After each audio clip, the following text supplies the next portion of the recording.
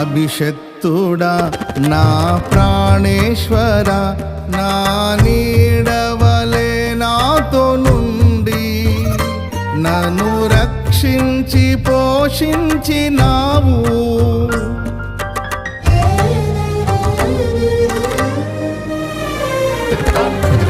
నేనెన్నడు నాకై ఆశించని